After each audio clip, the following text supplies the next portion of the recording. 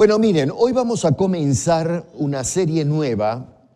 Va a ser una serie de carácter práctico que tiene que ver cómo vivimos nosotros como cristianos.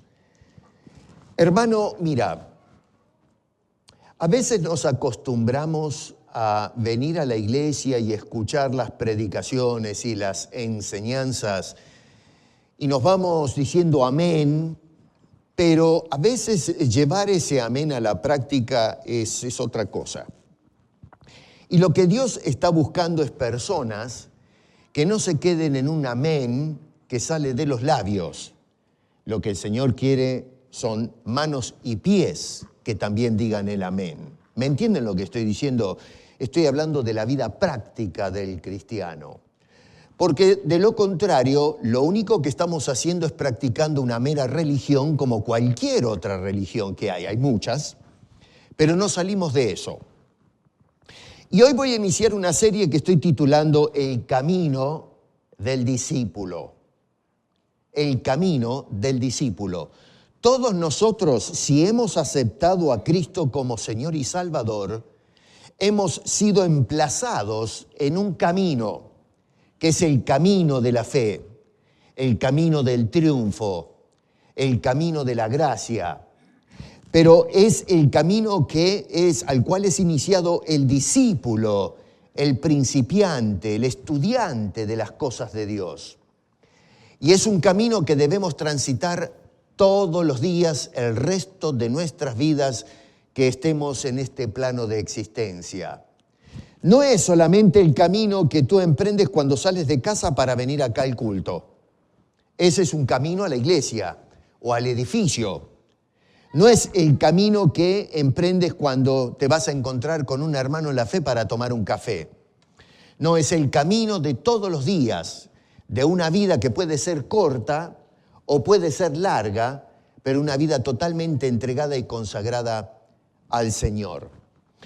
Y sabes una cosa, el camino del discípulo se compone de etapas que abarcan, no sé, vamos a ir mirando a través de las semanas esto, abarcan, por ejemplo, el proceso de transformación en la vida, en nuestras vidas. Tiene que ver también con el tema del amor, cómo nos tratamos fraternalmente los unos a los otros. Tiene que ver con la vida en comunidad, la relación que tenemos como familia de Dios. También tiene que ver con la perseverancia y también y especialmente con la misión del discípulo de Jesucristo.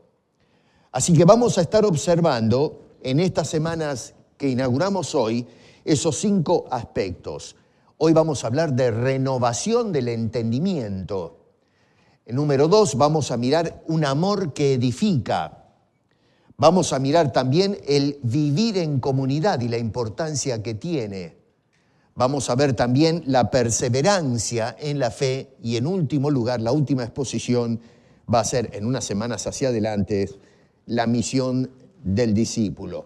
En este caso me voy a enfocar entonces en el primer paso que es o tiene que ver con la renovación de cada uno de nuestros entendimientos, sin la cual, si nosotros no experimentamos esa renovación, no podemos ir en pos de Cristo Jesús. Es imposible.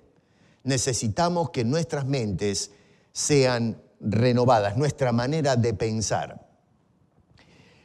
El Señor Jesucristo, no sé si ustedes se acuerdan que en una ocasión nos enseñaba que el ser un verdadero discípulo de Cristo, hermano, escúchame bien lo que te voy a decir, que no es lo que yo les digo, sino lo que el Señor nos dice a cada uno de nosotros.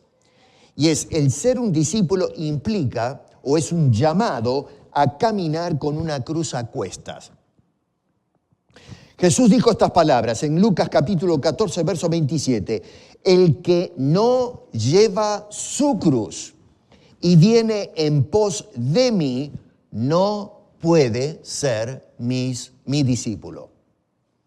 Repito, dice el Señor, el que no lleva su cruz y viene en pos de mí, no puede, aunque quiera, no puede ser mi discípulo. Y esa declaración, por lo menos a mi juicio, implica tres cosas. Número uno, que tienes que agarrar tu cruz, no la cruz del otro, sino tu propia cruz. Cada uno de nosotros tenemos asignada una cruz. Y esa cruz la tienes que agarrar, tomarla. La segunda cosa es la tienes que cargar, la tienes que llevar. No es cuestión de quedarte quieto allí parado. Tienes que agarrar la cruz, tienes que llevar la cruz. Y en tercer punto importante es, tienes que ir en pos de Cristo Jesús. No puedes ir con esa cruz a cualquier lado. Agarrar tu propia dirección, llevarla como te parece. Tenemos que cada discípulo agarrar esa cruz, cargar esa cruz y seguir en pos de Cristo con esa cruz. ¿Qué quiere decir eso? Bueno, lo que el Señor te está diciendo es que el camino del discípulo es un camino de disciplina, de esfuerzo, de sacrificio personal. A veces nosotros en la vida cristiana queremos ir caminando cómodos. Nos espantan los problemas y los desafíos. Pero cuando el Señor nos trajo a la fe, iniciamos una aventura con Cristo, que por supuesto demanda el sacrificio de nuestra parte y al mismo tiempo experimentar con el Señor y gracias al Señor experiencias que nos hacen crecer y ser mejores discípulos o seguidores de Cristo Jesús. El problema es que en la sociedad de hoy se nos ha acostumbrado a no cargar esa cruz. La tiramos por casualidad, alguien la agarra y la lleva por nosotros. Pero el Señor dice, si queremos ser un verdadero discípulo, cada uno de nosotros tenemos que llevar esa cruz. ¿Qué es un camino? Porque estamos hablando del camino del discípulo. Pero tenemos que entender qué queremos decir cuando hablamos de un camino. Bueno, ante todo, hermano querido, un camino, representa una dirección. Un camino representa eso, una ruta. Implica un rumbo, un itinerario de vida. Cuando tú vienes a los pies de Cristo Jesús, ahora tu vida se maneja no para todos lados, sino que vamos con una dirección clara que por supuesto nos va mostrando el Señor a través de su santa palabra. Así que ahora tenemos en la vida cristiana una trayectoria, tenemos un rumbo. Y gracias que tenemos el compás, que es la palabra de Dios, para que nos alinea en ese rumbo. Lamentablemente hoy encontramos que mucha gente quiere agarrar su propio rumbo, su propia trayectoria, sus propios itinerarios. Y es por eso que vemos que van a los tropiezos, no con una vida que se gratifica en el Señor, sino vidas que muchas veces van frustradas, tropezando y en el fracaso. Así que el camino implica entonces una dirección. La segunda cosa es que implica decisión. Es decir, la persona que se inicia en el camino toma la decisión ahora de ir en esa dirección. Es una dirección, pero también la decisión de la persona que decide caminar de esa forma, como un discípulo de Jesucristo. Y la tercera cosa es los pasos. Los pasos. Una secuencia de pasos. Estamos hablando de un andar. El cristiano que se queda allí plantado y no tiene ningún tipo de intervención es una persona que realmente no está caminando como un discípulo de Jesucristo. Entonces, cuando estamos hablando de un camino, estamos hablando de una dirección, estamos hablando de una decisión y en tercer lugar estamos hablando de un andar de parte de todos nosotros. No es un lugar para quedarse estático la vida del discípulo. Esa persona que se queda anclado, que echa, raíces allí y no se mueve para nada. Tenemos que echar raíces en cuanto a la fe se refiere. Tenemos que estar seguros que, me planto en la roca que es Cristo Jesús, para que entonces las confusiones de las ideologías y cosas que hay en el mundo no nos saquen del enfoque. Pero luego la vida cristiana es una vida activa, no es pasiva, no es para quedarnos inactivos, inoperantes. La vida del discípulo es una vida de trabajo, de envolverse en las cosas del Señor. Implica un caminar diario en un camino superior, en un camino mejor, un camino más, acorde a lo que Dios quiere hacer de cada una de nuestras vidas. Quiere decir entonces que el caminar como un discípulo, cada uno de nosotros, implica vivir en obediencia, implica vivir en decisión, implica también un proceso y por supuesto también implica, lógicamente, todo camino implica un destino. Y nuestro destino es un destino claro. Yo creo que todos nosotros, si hemos llegado a entender a qué nos llamó el Señor, tenemos bien claro, el nacido de nuevo, cuál es el destino de cada uno de nosotros.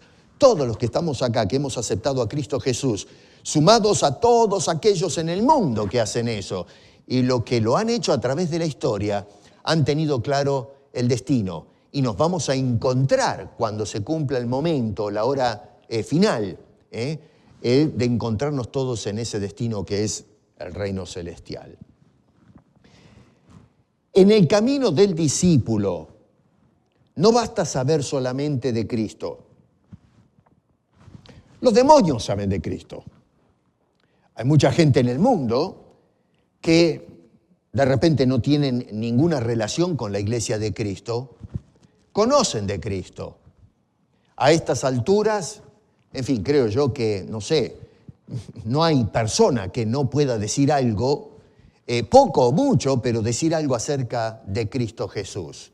Así que no se trata solamente o exclusivamente de conocer acerca de Cristo, sino ser transformados, ser condicionados, ser moldeados o renovados por el Señor en cada una de nuestras vidas, con el propósito de poder seguir en pos de ese Señor durante todo el trayecto de nuestras vidas, día a día, no importan las circunstancias.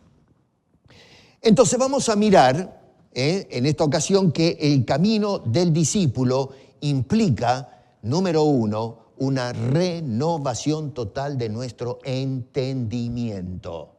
Tú no puedes caminar correctamente con tu cruz a cuesta si no tienes un cambio de manera de pensar.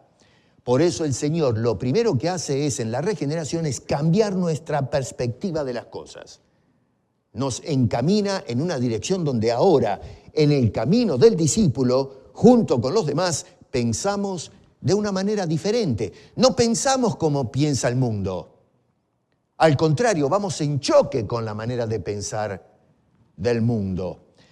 Noten que Pablo dice en el capítulo 12, versos 1 y 2 de Romanos, así que, hermanos, os ruego por las misericordias de Dios que presentéis vuestros cuerpos en sacrificio vivo, santo, agradable a Dios, que es vuestro culto racional.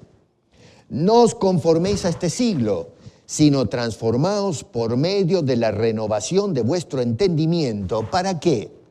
Dice, para que comprobéis cuál sea la buena voluntad de Dios, agradable y perfecta.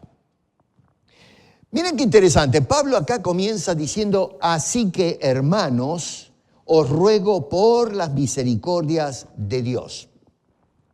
Es importante esa introducción, porque Pablo acá lo que está haciendo es una transición entre lo que venía diciendo en los primeros 11 capítulos de Romanos con lo que va a empezar a decir del capítulo 12:1 en adelante, que tiene que ver cómo aplicamos todo lo que el apóstol Pablo vino diciendo a través del capítulo. A veces leemos la Biblia, o como decíamos en la escuela dominical, nos sentamos en los cultos para escuchar qué nos dicen los maestros, los que hacen la disertación. Pero ¿y qué hacemos después con esa información? ¿La llevamos al corazón? Decimos, Señor, mira, a ver, decimos el amén, pero realmente cuando terminamos de escuchar la palabra de Dios, nos sentamos a preguntarnos, bueno, ¿cómo hago yo para aplicar esto en mi vida? ¿Cómo ejercito estas cosas que el Señor nos presenta a través de la Escritura? Y eso es lo que Pablo quiere de esta gente de Roma. Que lo que estuvo escribiendo lo puedan aplicar o llevar al terreno práctico. Este hombre a través de los primeros capítulos nos vino diciendo una serie de cosas. Primero, el capítulo 1 a 3 nos habla de la condición del hombre. Pablo define a todas las personas en el capítulo 3 como pecadores. Y nos lleva a un veredicto final y tremendo, porque dice que por cuanto todos pecamos, estamos destituidos de la gloria de Dios. Ponte a pensar un poco en eso, ¿eh? Todos nosotros, sin excepción alguna, todo ser humano, por causa del pecado, por tener pecado y por eso pecar, dice que estamos enajenados para siempre de la presencia de Dios, de la gloria de Dios. No tenemos ningún tipo de acceso a Dios, a menos que Dios nos abra el acceso a su presencia. Por eso Pablo luchaba con el tema de los judíos que pretendían enseñarle a la gente que si te portas de cierta manera o haces ciertas cosas, bueno, te puedes ganar de alguna manera el cielo, la entrada a la presencia de Dios. Y todavía hoy hay mucha gente que cree que si hago buenas obras me puedo ganar el cielo. Y no se puede, debido a la condición de cada uno de nosotros. Tú y yo nacimos en pecado y por causa de ese pecado, lo justo es que no tenemos acceso a la presencia de Dios a menos que intervenga Jesucristo. Entonces Pablo arranca la carta estableciendo claramente cuál es la condición de todo hombre, sin excepción. La segunda cosa es la justificación del hombre. Capítulo 5, verso 1, lo que está diciendo es que entonces Dios lo que hace es declarar a ese hombre perdido, justo o justificado por medio de la fe en la persona y obra de Jesucristo. Por eso ahora el hombre que estaba enemistado con Dios por causa del pecado, ahora nos dice que entramos en un acto de paz con ese Dios. Ya no tenemos problemas o cuentas con Él. En tercer lugar, la nueva vida del hombre. Ahora en el Espíritu tenemos otra alternativa para vivir. Podemos vivir agradando a Dios, es lo que se nos enseñó esta mañana. En lugar de satisfacer los deseos de la carne, ahora estamos en condición, todos nosotros, de satisfacer los deseos de Dios, de andar en el Espíritu. Todo eso gracias a la obra del Señor. Y 4, capítulos 9 al 11, el propósito soberano de Dios con el hombre. Nos habla que de los judíos y los gentiles hace ahora un solo pueblo, es decir, no hay judío ni gentil, somos todos uno, una sola familia en el Señor. Así que, a ver, en estos 11 capítulos tenemos entonces, en líneas generales, la condición del hombre, la justificación del hombre, tenemos la nueva vida del hombre y ahora el propósito de Dios soberano sobre cada hombre. Eso es lo que desarrolló en estos 11 capítulos. Y Pablo lo que hace es englobar todo eso, describiéndolo como las misericordias de Dios. Por eso este señor comienza allí diciendo, por las misericordias de Dios, que describió a través de todos esos capítulos. Y entonces, debido a esas misericordias de Dios para con nosotros, ahora este hombre nos hace un llamado a ser transformados. Nota que dice en el verso 2, transformados, pero ojo, ¿de qué manera somos transformados? Dice, transformados mediante la renovación de nuestra cabeza, de nuestro entendimiento. Nuestra manera de pensar deja de ser obtusa, comprometida y nos abre la visión, nos abre la mente. Miren, ¿saben unas cosas? Yo he hablado con mucha gente que me han acusado por ser cristianos de tener una mente cerrada. No sé si a ustedes les pasó alguna vez eso. Hablan con una persona, especialmente los académicos y profesionales, dicen, ¿qué pasa? Que a usted le lavaron el cerebro. Usted tiene una cabeza de latón, no puede mirar afuera de esa lata, de ese balde. Tiene la mente cerrada, le cerraron la cabeza. Bueno, es precisamente al revés. Es la gente la que está metida dentro del latón y Dios nos saca de ese tarro y nos abre la mente para contemplar cosas que el hombre natural no puede comprender en su condición natural, transformados por medio de la renovación de nuestro entendimiento. Ahora, ¿qué quiere decir transformados? Bueno, la palabra metamorfó quiere decir un cambio radical, profundo, casi diría absoluto. Es interesante, si entramos en el terreno de la gramática, en este caso ese verbo metamorfó sería, de ahí viene la palabra metamorfosis, ¿no? Transformación o cambio. Esa palabra está en tiempo presente. ¿Y qué quiere decir eso? Que el cambio se está efectuando ahora y en forma continua. Cuando el Señor nos llamó en Cristo Jesús, ya nuestra vida fue transformada. Pero comenzó ahora. Comenzó ese trabajo y continúa todos los días. Dios está trabajando con tu cabeza. A veces yo, no sé, suelo ir al peluquero, creo que, bueno, algunos creo que ya no lo visitan, ¿no? Yo sí todavía, me queda un poco de pelos en la cabeza, no uso peluca mío todavía, y tengo que ir al peluquero. Y tengo que ir periódicamente para que me arreglen la cabeza. Bueno, gracias que tenemos un peluquero que nos ayuda, nos va cortando lo que no sirve y poniendo las cosas que realmente sirven para el camino del discípulo. Así que nosotros necesitamos ese trabajo constante. Y esa palabra entonces, ese tiempo que utiliza, es Dios está haciendo el trabajo todo el tiempo. Estamos recibiendo esa transformación, esa manera, ese cambio en nuestra manera de pensar. Así que no se trata acá, no estamos hablando de un cambio casual, un asunto superficial. Se trata de un proceso de transformación radical en la vida de cada creyente, una vida totalmente nueva, una vida distinta, una vida superior, mucho mejor que la que tiene el hombre natural sin Cristo Jesús. Otro detalle importante en el análisis gramático es que la palabra está en voz pasiva. ¿Y qué quiere decir eso? Bueno, quiere decir que esa obra de transformación no es el resultado de tu esfuerzo. Es decir, tú no eres el agente de la transformación. Hermano, nosotros podemos cambiar nuestras ideas. ¿Qué sé yo? A ver, soy de línea de izquierda y renuncio y me paso a la derecha. O alguna ideología de centro. Podemos cambiar algunos hábitos o costumbres. Podemos hacer el esfuerzo. Podemos, en fin, cambiar ciertos modos, pero no puedes hacer absolutamente nada para cambiar tu naturaleza. Y mucho de la forma en que nosotros pensamos y nos conducimos es debido a nuestra naturaleza, que es la naturaleza de un hombre caído, un hombre que está gobernado por el pecado y que gobierna sus mentes.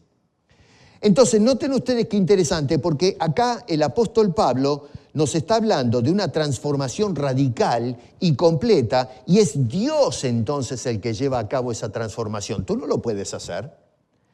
¿Ustedes creen que a través de los siglos y los milenios los hombres no han intentado por medio de filosofías y religiones cambiar la mentalidad o la forma de pensar del hombre? El hombre, en fin, tiene sus ideas, pero siempre estamos metidos en el mismo cofre. Siempre exaltamos al hombre, renunciamos a Dios, no respondemos a su llamado, somos soberbios, nos entregamos a la inmoralidad, porque el hombre por naturaleza es lo que es, no puede ser de otra manera. Solamente Dios puede cambiar esa manera de pensar. Es decir, noten qué interesante, porque Pablo está empezando acá o comienza en su argumento con la mente del ser humano. Tu mente natural, cuando vienes a Cristo, es cambiada por la mente de nuestro bendito Señor, la mente de Cristo. Por eso es que pensamos distinto, como el Señor pensaba distinto. El hombre natural estas cosas no las puede entender, solamente el discípulo del Señor. La otra palabra es mente, que aparece allí. La renovación de nuestro entendimiento. Esa palabra entendimiento es nous, en griego, que se refiere justamente a la mente del hombre, que no se trata solamente de tu capacidad intelectual. Todos nosotros, los seres humanos, hemos sido dotados de una capacidad racional que el resto de los seres creados no tienen. Me refiero aquí en la tierra, no los ángeles sí. Pero solamente el ser humano tiene esa capacidad intelectual que le concedió el Señor. Estamos hablando acá de la capacidad cognitiva, es decir, aquello que constituyen los pensamientos, las actitudes, los valores y los procesos de razonamiento que determinan cómo nosotros interpretamos la realidad en la cual estamos insertados, cómo tomamos nosotros las decisiones basados en la interpretación de cada una de nuestras realidades. O sea que es una transformación completa en nuestra manera de pensar y hacer nuestras conclusiones. Ahora, ¿por qué razón es tan necesaria esta transformación de nuestra mente? Y bueno, la razón es porque sin esa transformación, el hombre, lamentablemente, por causa del pecado, no piensa bien en las cosas de Dios. Si Dios nos hubiese dejado sin esa transformación, ninguno de nosotros podemos comprender las cosas de Dios. Y quizá podemos entender y sentir algunas cosas que dice la Biblia, pero realmente no penetramos con el entendimiento, las vamos a interpretar mal y eso va a afectar toda nuestra vida, nuestra manera de conducirnos. Ahora, la mente determina tu conducta. Me refiero a tu manera de pensar. A veces miramos personas que decimos, pero ¿cómo es que esta persona actúa mal? Miramos a nuestro alrededor personas que inclusive dentro de la iglesia los vemos andar mal y nos preguntamos, pero ¿qué es lo que pasa con esta persona? ¿Por qué está andando mal? Bueno, porque su mente está andando mal. Hermano, a ver, el apóstol Pablo entendió esta problemática. Este hombre estudiaba a la gente y, por supuesto, confrontaba la situación del ser humano con las Escrituras. Y lo que pudo notar es que la conducta humana está ligada directamente con su manera de pensar. Lo que piensas determina tu conducta. Una persona que actúa de cierta manera es porque con su mente avala lo que hace. Si encontramos a un adúltero, bueno, ¿por qué adultera? Bueno, porque piensa que eso está bien. De alguna manera dice, eso es lo que hay que hacer. Y entonces su pensamiento erróneo lo lleva a actuar en forma errónea. Así que cuidado con esto. Lo que piensas influye lo que haces. Entonces tenemos que analizarnos qué es lo que estoy haciendo. Porque lo que estás haciendo está ligado directamente a cómo piensas. Y es por eso que la gente busca algún tipo de justificación cuando actúan de cierta manera, diciendo, bueno, lo pienso de esta forma por esto y esto y esto. Y comenzamos a elaborar en nuestra manera de pensar ideas que justifiquen lo que estamos haciendo, que muchas veces es lo incorrecto. Así que la transformación verdadera comienza cuando cambiamos las creencias y las perspectivas que controlan nuestra conducta. Proverbios capítulo 23, verso 7 dice, porque cuál es su pensamiento en su corazón, tal es él. Tremendo pasaje, ¿eh? Lo puedo hacer personal, ¿eh? Puedo decir, porque cuál es mi pensamiento en mi corazón, tal soy. O lo podemos hacer en segunda persona. A ver, otra vez, porque cuál es tu pensamiento en tu corazón, tal eres. Así que la Escritura es clara en este asunto. La manera en que pensamos determina lo que eres, cómo vas a vivir. Por eso entonces, cuando observamos, a ver, el mundo sin Cristo, nos quebramos la cabeza diciendo, ¿por qué la gente hace lo que hace? Bueno, porque son lo que son. Una mente que está arruinada por causa del pecado. Vale decir que si nuestros pensamientos son renovados por la palabra y por el poder de nuestro soberano Dios, entonces, me refiero acá en el proceso de la regeneración o el nuevo nacimiento, también entonces nuestra vida y nuestra conducta van a ser renovadas, van a ser cambiadas. A ver, un ejemplo del Nuevo Testamento. Tenemos a Judas Iscariote. ¿Se acuerdan del famoso Judas? ¿Qué pasó con este hombre? Bueno, un hombre fue un discípulo porque siguió a Jesús por un tiempo, pero lamentablemente fue un discípulo que no cambió su manera de pensar. Él tenía una manera de pensar acerca del Cristo, de lo que era el Mesías. Tenía una manera obtusa de pensar en el cielo. Tenía una manera cerrada de pensar acerca de cómo establecer el reino de los cielos en la tierra. Y nunca salió de esa manera de pensar. Y por supuesto, esa manera errada de pensar determinó sus actos. Y ya sabemos que la vida esa manera de pensar cerrada de Judas lo llevó francamente a un fracaso total. Fracasó por completo. En cambio, cuando miramos a los otros discípulos, notamos que sí tuvieron una manera distinta de pensar a la que tuvo Judas. Y por supuesto, pensando de otra manera, emprendieron el camino del discipulado con éxito y todos ellos se convirtieron en verdaderos discípulos o seguidores y aprendices de las enseñanzas de nuestro bendito Señor y Salvador. En Juan capítulo 6 encontramos que algunas personas no estaban aceptando algunas de las enseñanzas de Jesús porque las consideraban demasiado severas o fuertes, especialmente cuando hablaba que era necesario comer su cuerpo y beber su sangre y ese tipo de cosas. Y algunas personas empezaron a reaccionar, no estaban entendiendo lo que Jesús quería decirles, otra vez porque tenían una mente cerrada. Pensaban como todo judío, pensaban en el enfoque de la religión judía, no podían salir de eso. Y nos dice, por ejemplo, en el verso 66 de Juan, desde entonces muchos de los discípulos volvieron atrás. Mira qué tremendo, ¿eh? En lugar de ir hacia adelante, recuerda que un camino implica un destino, movernos, dar pasos, pero en lugar de ir hacia adelante para acercarse cada vez más a la meta, al éxito, ¿qué hicieron? Pegaron la vuelta. Dice, se volvieron atrás y no andaban con él. Hermano, escúchame una cosa. En el camino del discípulo, si tú por alguna razón decides dar la vuelta, ir para otro lado, ¿en pos de quién estás caminando? Repito, dice allí, y no andaban con él. A ver, en la vida cristiana o estás andando con el Señor o estás andando con otra gente.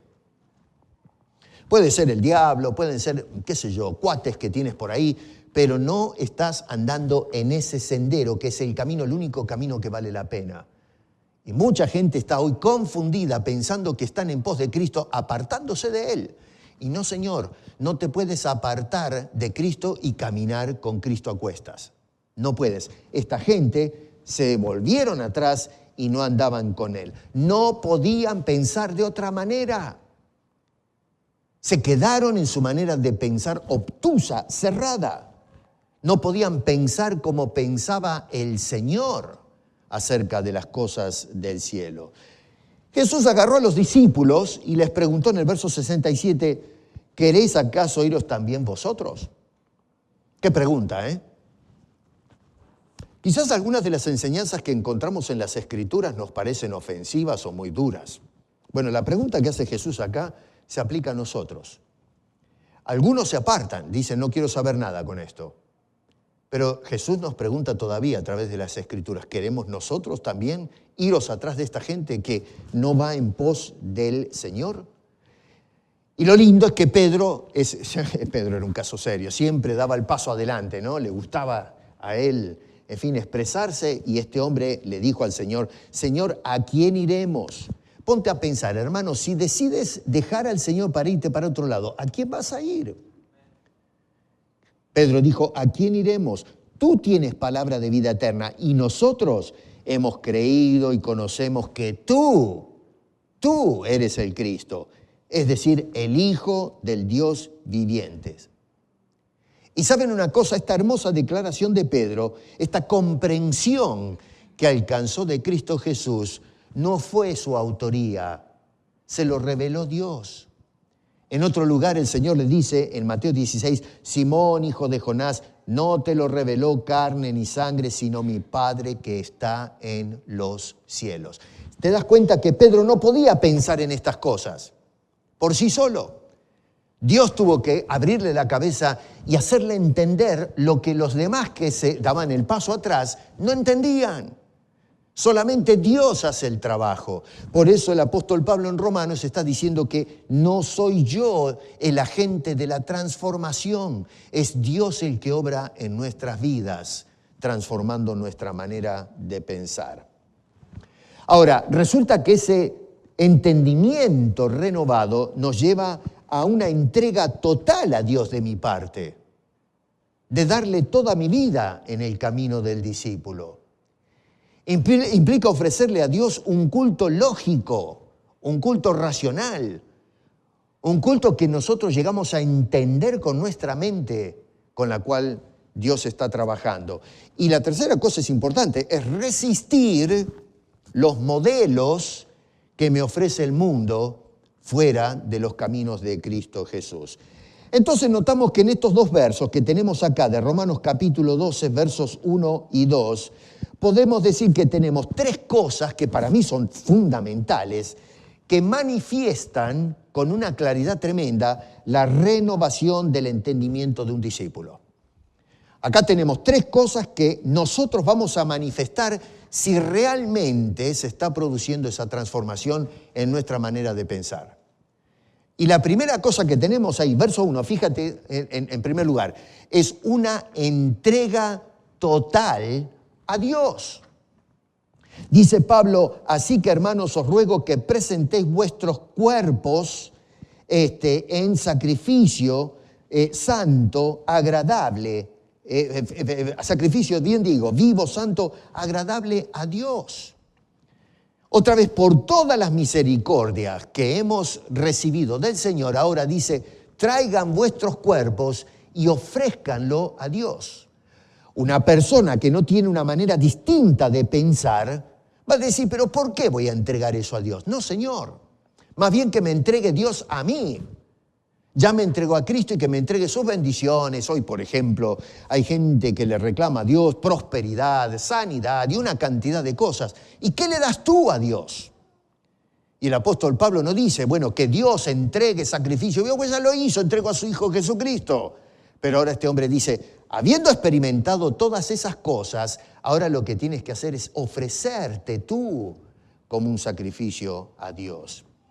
Así que ojo con eso, porque una mente renovada no se limita a cambios meramente intelectuales, sino que implica una entrega total de mi cuerpo, mi vida, todo lo que soy, todo lo que tengo, lo entrego o lo ofrezco a Dios en gratitud. El sacrificio vivo no es un sacrificio muerto, es una contradicción de conceptos. En el Antiguo Testamento se ofrecían los animales vivos y se sacrificaban, por supuesto, en el altar. Pero nadie ofrecía un animal muerto. Y ahora en nuestra vida, Dios no quiere una vida pasiva, inerte. Lo que quiere es tu vida, no quiere tu muerte. Dios no quiere la muerte del pecador. A ver, las religiones paganas lo que hacían era ofrecer, matar a hombres, a veces en sacrificios brutales, porque de alguna manera contentaba a Dios. O sea que los dioses se contentaban en la muerte de sus adoradores. Y Dios dice, no quiero la muerte del pecador. Lo que Dios quiere es tu vida. Por eso es que la rescató en Cristo Jesús. Te quiere a ti. Y es por eso que murió Cristo para que tú puedas ofrecerte a Dios en vida. No una persona pasiva, inactiva.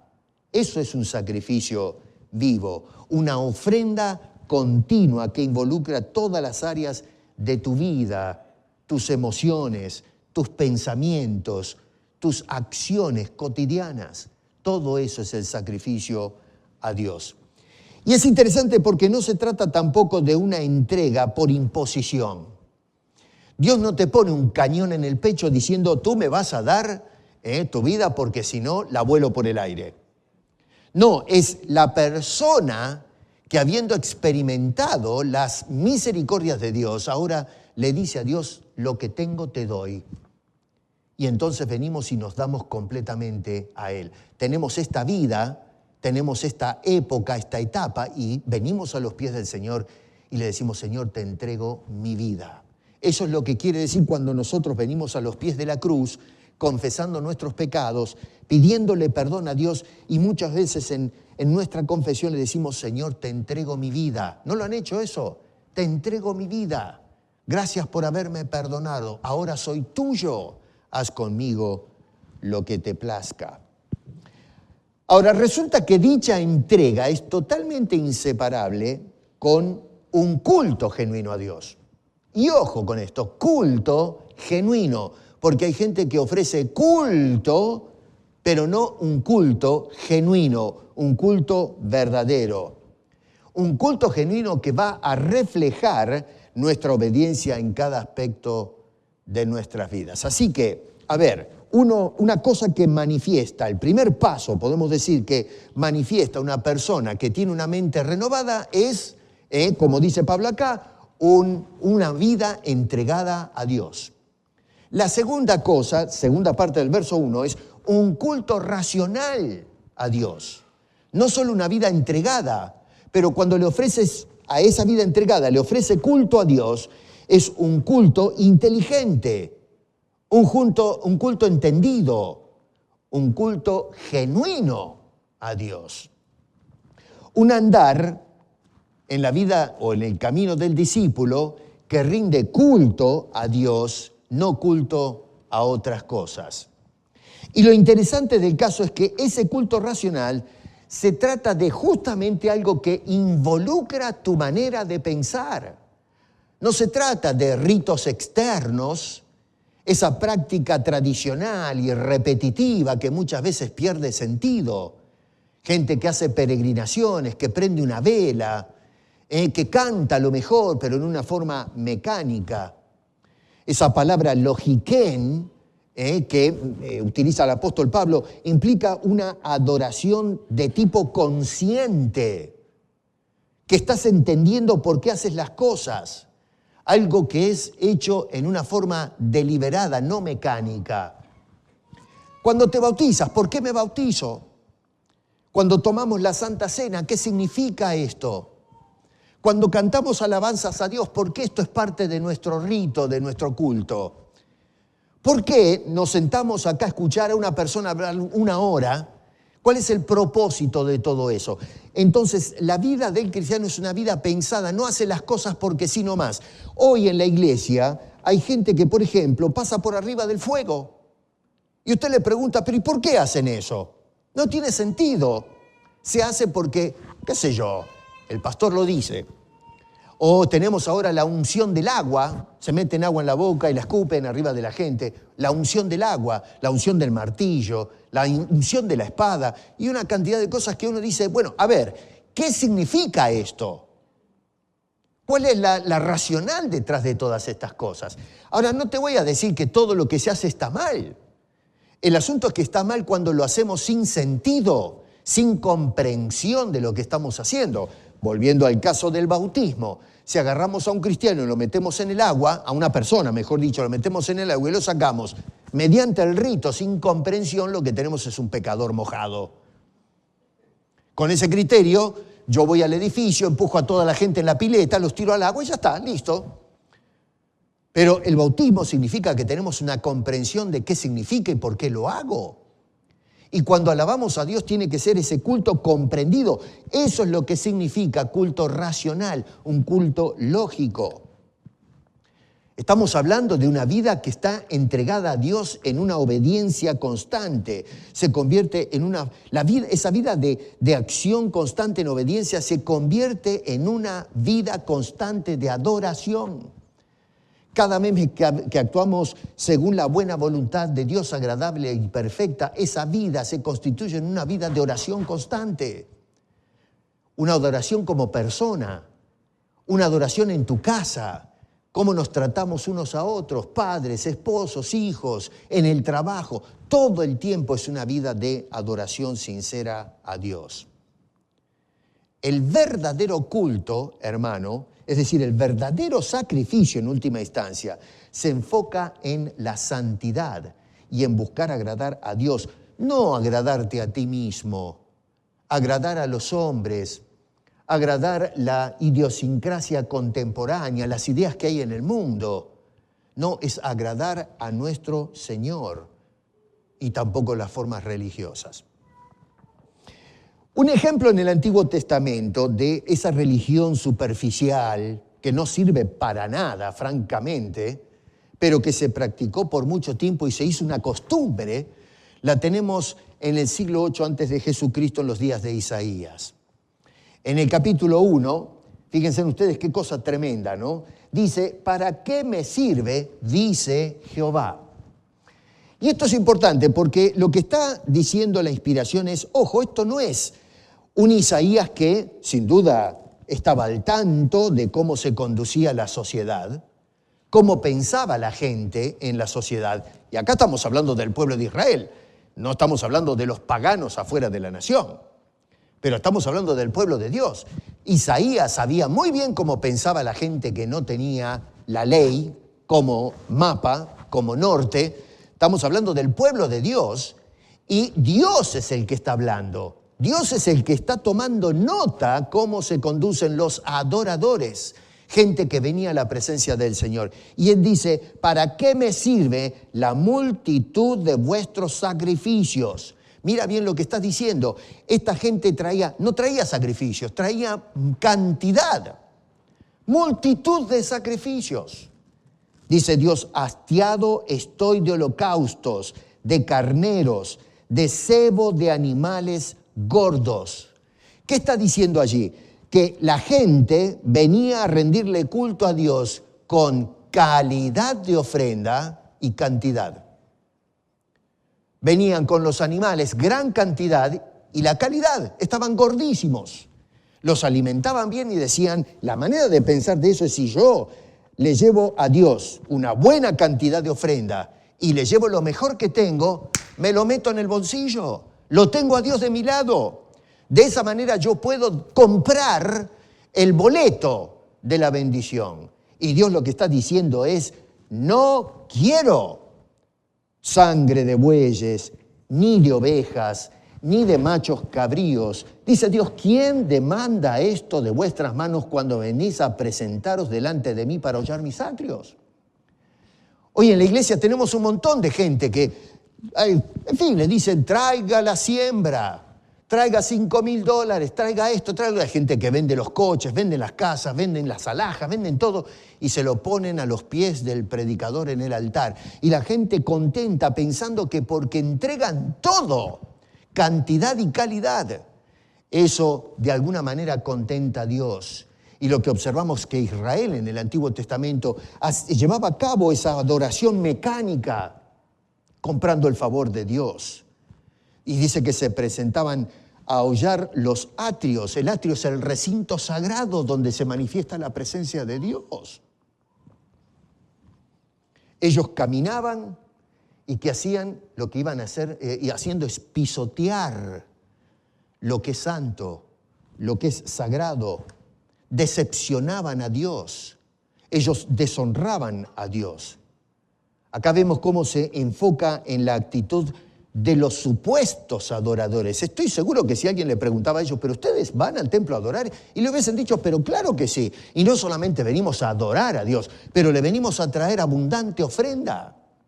Estaban seguros que estaban haciendo lo correcto. Entraban a la presencia de Dios, pero sin respeto, en deshonra, sin ningún tipo de temor y reverencia en su devoción diaria. No era una adoración consciente, genuina, correcta. Era toda una farsa. No era un caminar reverente que exalta a Dios. les decía el Señor, no me traigas más vana ofrenda. Hoy, ¿cuánta gente trae vana ofrenda? No, yo llevé mis diezmos y mis ofrendas. Es vano, porque queremos comprar a Dios. Como yo te traje mis diezmos y ofrendas, me tienes que bendecir. Bueno, eso es una vana ofrenda. El incienso me es abominable. El incienso representaba las oraciones que se elevaban a Dios. Abominable. Luna nueva, día de reposo, el convocar asambleas, todo lo que tenía que ver con congregarse, no lo puedo sufrir. Imagínense, venía toda esta gente con todas sus ofrendas. Ya me imagino balando los animales, se levantaba el polvo, una cantidad tremenda. La gente contenta, alabando y cantando odas. ¿Y qué dice allí? ¡No lo puedo sufrir!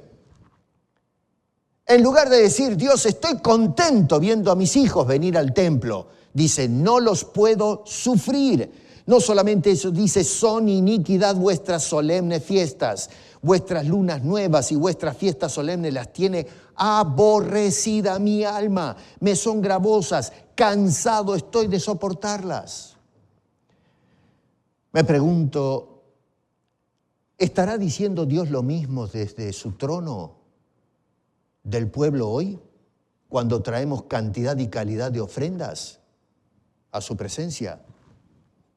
Y entonces Dios le dice a esta gente lo que Dios espera de ellos. Dice Dios, lavaos y limpiaos, quitad la iniquidad de vuestras obras de delante de mis ojos. Mira qué interesante, ¿cómo lo ve el hombre? Bueno, a los ojos de Dios, ¿qué hay? Mi corazón. A los ojos de Dios, ¿qué hay? Mis ofrendas abundantes.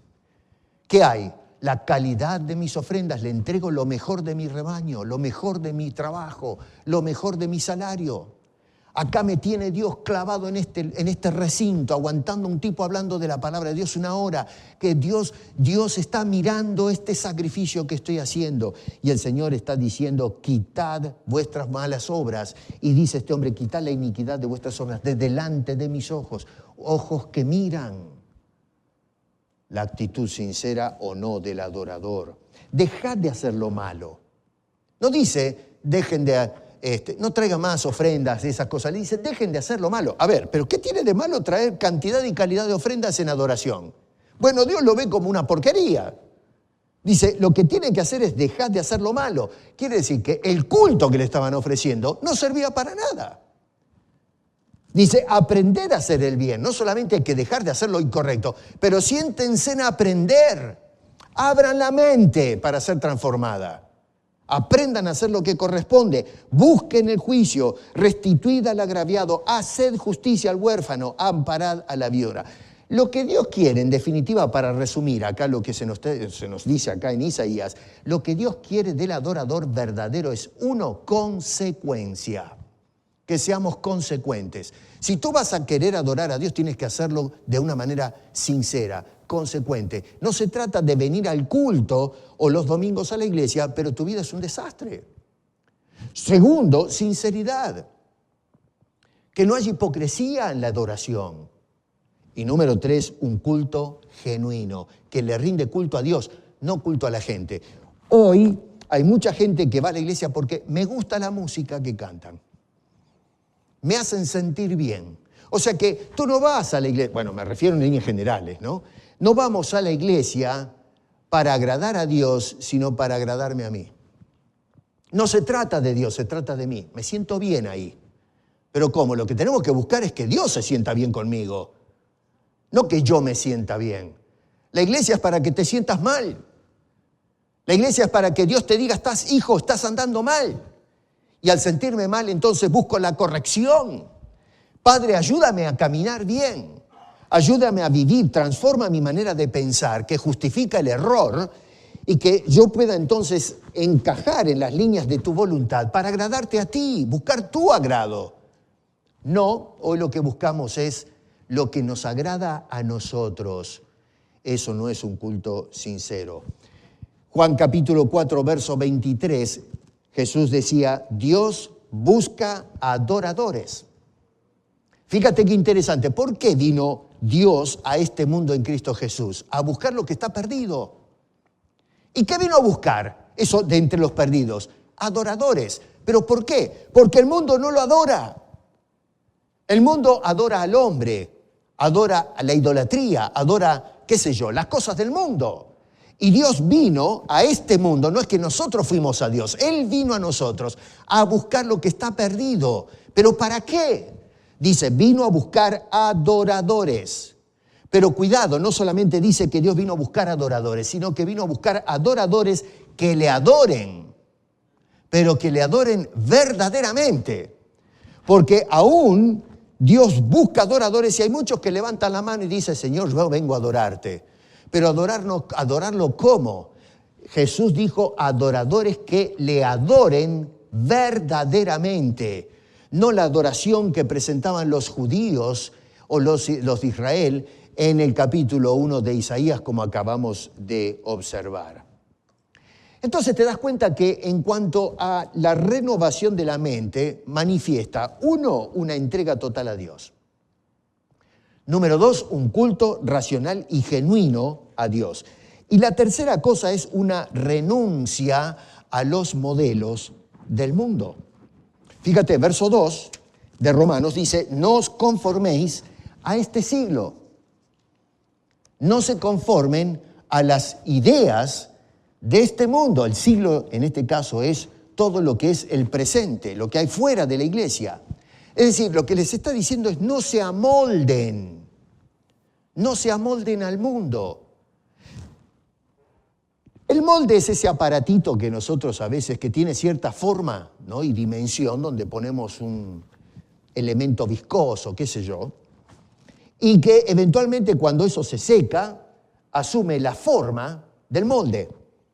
Las señoras que les gusta las pastelerías, a mi señora no le gusta, ¿no?, hacer postres, los compramos, más fácil. Pero hay mujeres que les encanta, ¿no? ¿Es así o no? ¿No hay mujeres aquí que les gusta hacer postres? Y se compran todos esos moldes chicos o grandes corazones, estrellas en las galletitas y qué sé yo.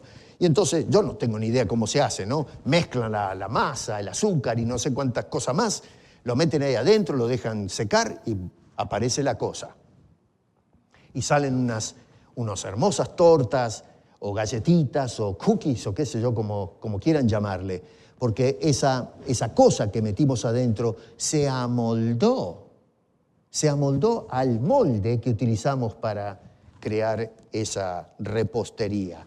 Bueno, acá en este caso, el apóstol Pablo nos está diciendo que el mundo nos ofrece un patrón, nos ofrece modelos que contradicen el molde de Dios. Y Pablo no quiere que te amoldes a las cosas del mundo. Ejemplos de moldes en el mundo y la sociedad son las ideas y las creencias. El mundo te dice, ahí en la iglesia te llenan la cabeza, te lavan el cerebro. Pero ¿qué pasa? Que tú vas al mundo y el mundo te dice, la persona feliz, la manera ideal de vivir es esta que te proponemos. Si tú encajas dentro de estas creencias, vas a andar bien. Y la gente entonces lo que hace es meterse dentro de esos moldes ideológicos. ¿Y qué sale? Una cosa toda torcida, toda deformada. Por eso tenemos una sociedad que no va para adelante. Quizás avanzamos tecnológicamente, hemos puesto al hombre en el espacio, pero resulta que nuestra conducta, en vez de ir para adelante, va más para atrás. Somos más incivilizados que hace 100 años atrás. Una cosa tremenda. Otro molde es el egoísmo. Nos dicen en el mundo, tienes que pensar más en ti mismo, deja de pensar en el otro. Ese molde es el molde ideal. Si quieres ser efectivo con los demás, tienes que pensar más en ti mismo. Bueno, ¿qué molde es ese? El molde del egoísmo. Eres tú lo importante. El molde de la codicia, es decir, si el otro tiene, tú también debes tener.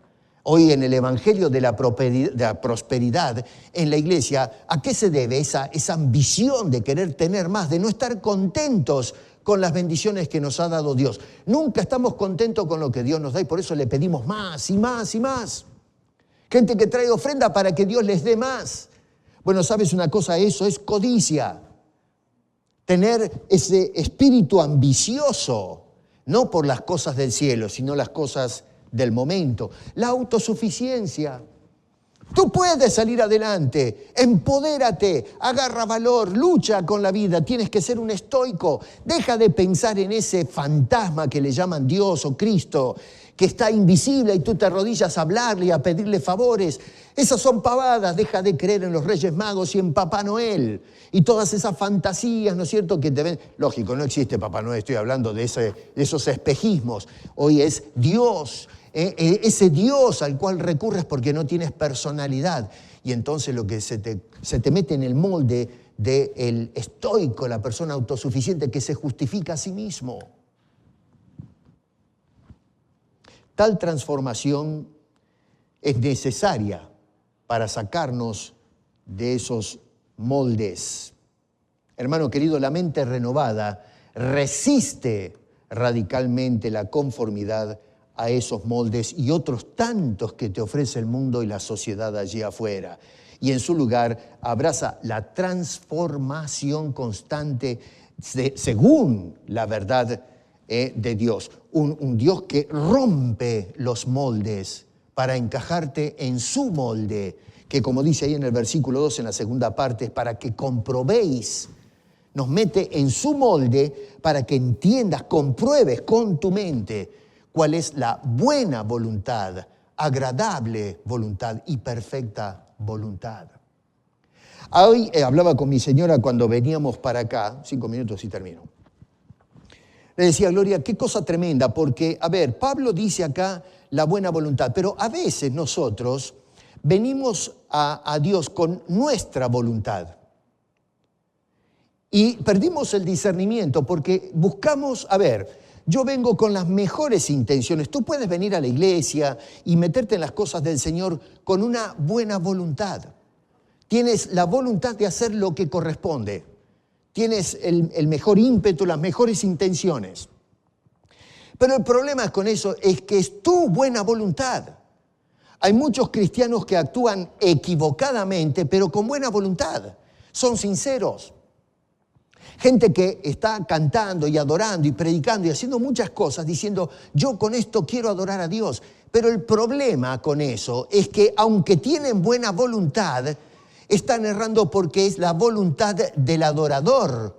Pero lo que está diciendo Pablo es que la mente renovada sale de ese cofre y lo que hace es comprender cuál es la buena voluntad de Dios. No es tu buena voluntad. Tú puedes tener la mejor voluntad. Puede ser buenísimo, lo quiero hacer para Dios, pero no es asunto de tu buena voluntad, sino la buena voluntad de Dios para tu vida. Para poder entender esto, tenemos que abrir nuestra mente, salir de esa manera obtusa de pensar. Yo te ofrezco lo mejor, Señor. El asunto no es lo que yo quiero ofrecer, cómo lo quiero ofrecer, sino qué es lo que Dios quiere que yo ofrezca y cómo quiere Dios que yo lo ofrezca. Cómo quiere que yo ofrezca mi vida, mi mente, mis bienes, mi familia, mi propia vida. Eso lo tenemos que consultar con Dios y es Dios el que te va a decir cuál es su voluntad, que con toda seguridad es una voluntad buena y va a ser agradable. Porque tú vas a hacer ahora, en nuestro corazón va a palpitar el gozo que nos hace reventar el alma de alegría porque estoy haciendo lo que Dios espera de sus hijos.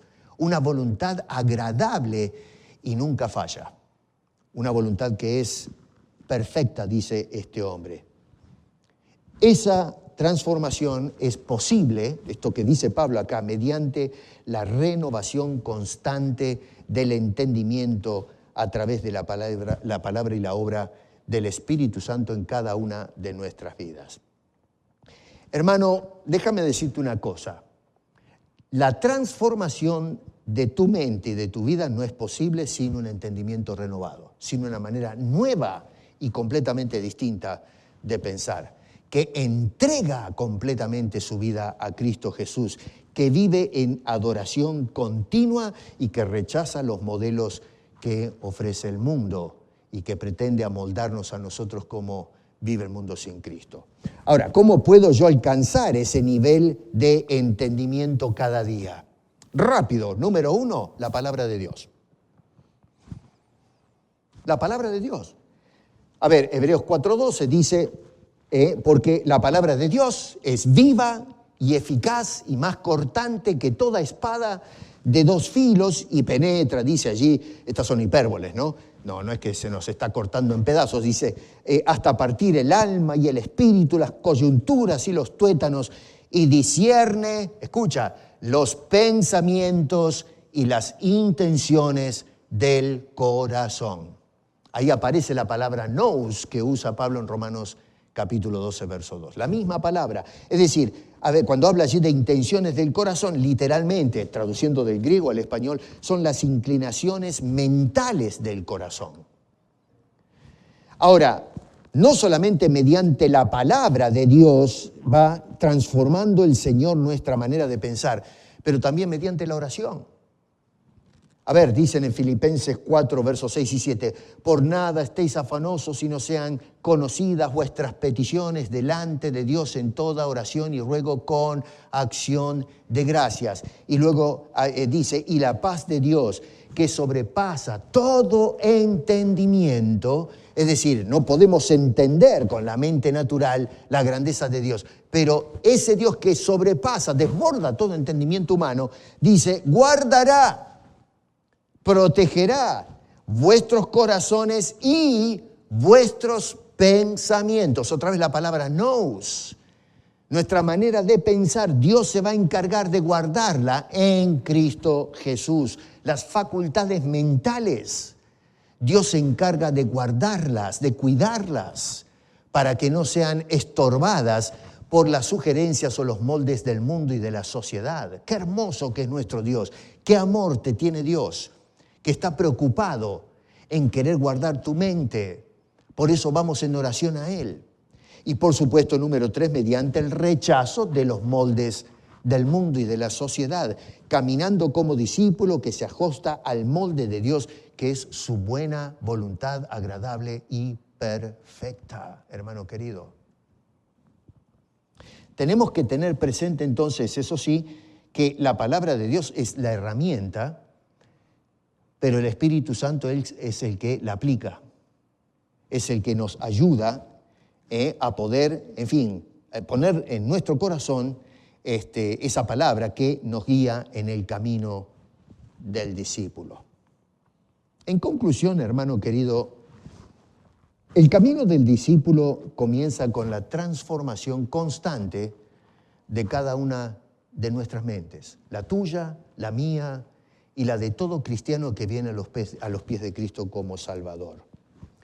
Nosotros, tú y yo, no podemos, escúchame bien, no podemos, aunque querramos, no podemos seguir a Cristo, ni tampoco caminar en su trayecto, en su dirección, si nuestra mente no es renovada. Mucha gente fue en pos de Cristo, pero después se fueron para cualquier lado. ¿Por qué? Porque no cambió. Cambiaron por un momento, les gustó, les fascinó el carisma de este predicador, este supuesto profeta, pero la mente no fue transformada y es por eso que eventualmente algunos de ellos gritaban, ¿no? ¡Crucifícale! ¡Crucifícale!, decían en cuanto al Señor se refiere. Así que este primer paso es esencial, la entrega total de nuestro ser y el rechazo de los patrones del mundo que nos permiten entonces avanzar hacia adelante, firmes en este camino del discípulo con claridad y con propósito. Hoy, hermano querido, como discípulos, tú y yo, todos los que estamos acá que conocemos a Cristo, pregúntate qué pensamientos y qué actitudes hay en mi vida que necesitan ser renovados para caminar el camino del discipulado. ¿Qué es lo que te está impidiendo? ¿Cuál es el estorbo? Y esto es algo que no tenemos que hacerlo público, es algo personal que conversamos con el Señor. ¿Qué es lo que hoy realmente se convierte en un obstáculo, en un tropiezo para que yo pueda ser, en fin, renovado en mi manera de pensar? ¿Estoy permitiendo en mi vida que el Espíritu Santo, mediante la palabra de Dios, vaya moldeando mi mente, que va a determinar mis acciones? O tal vez es el mundo y la sociedad y las sugerencias de afuera la que contribuyen a mi manera de pensar y por ende mis acciones están condicionadas a esa manera errada y obtusa de pensar. Así como la renovación del entendimiento es una obra continua, el discípulo tiene que ser también un proceso continuo de cambios, de un asunto que tiene que ser diario, no termina nunca. Tú vienes a la iglesia y sales de la iglesia y ese trabajo de transformación. Por eso es que venimos a la iglesia a escuchar la palabra de Dios, porque lo que hace es hacerme pensar como piensa Dios en su palabra, no como pensaba yo antes de ser confrontado con la palabra de Dios. Así que cada día el discípulo entrega su mente al Señor para que esto influencie en cada una de nuestras acciones. Hermano querido, en el camino del discípulo, una de las etapas, o tal vez no debo decir etapa, pero una fase en ese trayecto donde Dios está trabajando es la transformación de nuestra manera de pensar. Si tú haces memoria, vas a ver que hace quizás 2, 3 años atrás pensabas de una manera, pero hoy piensas distinto. Yo que hace años que soy pastor, me doy cuenta que cada vez que abro las Escrituras, Dios va ajustando clavijas, ¿no? Cosas ahí medias flojas. Me ayuda a pensar de otra manera, a pensar con la mente de mi bendito Salvador. Y si por casualidad tú todavía no has tenido la experiencia de la salvación, si tal vez sigues con esa mochila de ideas y cosas que te fueron transmitidas por el mundo, la sociedad, la escuela, bueno, yo te imploro que vengas a los pies de la cruz y pidas el perdón de Dios de tus pecados, acepta a Cristo como Salvador, deja que Dios te levante a nueva vida y vas a ver cómo Dios lo que hace es ampliar tu mente. Vas a poder ver ahora las cosas desde la perspectiva del Altísimo, con los ojos del Señor, no los ojos de un hombre caído, con una mente obtusa. Pablo describía en Efesios que la mente del hombre natural está entenebrecida en sus vanos razonamientos. Bueno, Dios quiere sacarte de esa oscuridad, de esas penumbras, para traerte a la luz de su gloria. Y eso lo hace Dios a través del nuevo nacimiento y luego la confrontación con la palabra de Dios que va a decir esto sí, esto no. Y de esa manera vamos a comenzar entonces el camino del discípulo de una manera heroica, correcta, en pos de Cristo Jesús. Ojalá, quiera Dios, que en esta serie que comenzamos hoy, el camino del discípulo, podamos aprender a tomar cuenta de estos detalles para que nuestro andar sea un andar de éxito con la cruz a cuesta, pero que le lleva gloria y honra a nuestro Dios a quien queremos servir y adorar todos los días de nuestras vidas. Padre, te damos gracias por tu palabra y te damos gracias por el desafío que nos deja y ayúdanos, Señor, en este derrotero, el camino del discípulo, que podamos en tus manos experimentar el cambio, la transformación de nuestra mente, de tal forma que nuestra conducta, nuestras acciones sean coherentes y que entonces podamos venir a ti con nuestras vidas, ofreciéndolas como un sacrificio vivo, santo, agradable a Dios. Señor, trabaja con nuestras mentes, cambia nuestra manera de pensar. Te lo pedimos en el nombre de Cristo Jesús. Amén.